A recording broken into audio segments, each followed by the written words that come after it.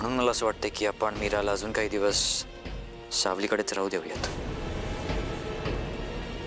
अगदीच बरोबर आहे तुझं, पण मीराला बोलवण्याची घाई नकोच करायला आता.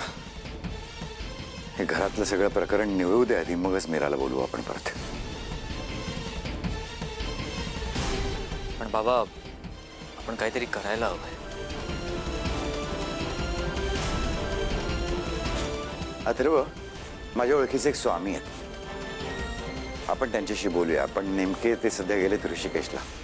ते आले परत की आपण या सगळ्याविषयी त्यांच्याशी बोलून घेऊ.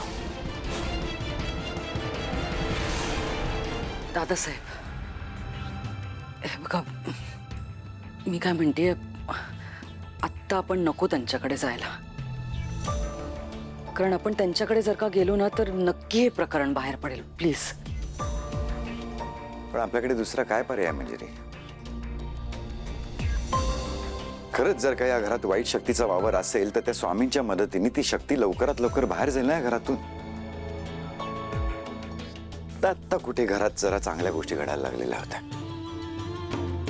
घर कसं हसतं खेळतं राहायला लागलेलं होतं आणि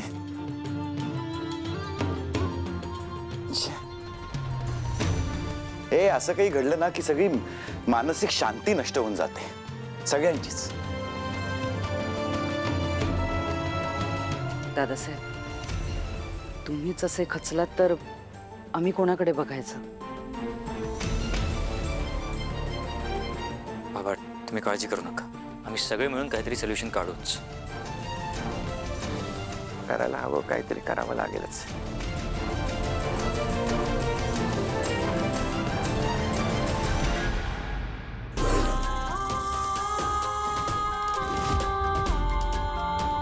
विषाघोर मार्जरीने याला पाचारण केलंय.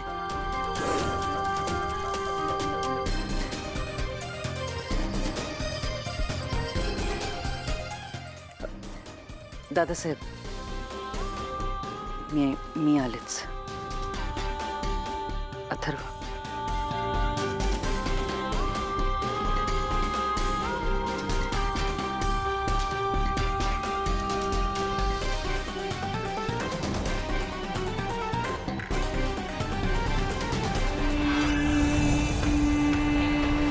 माया,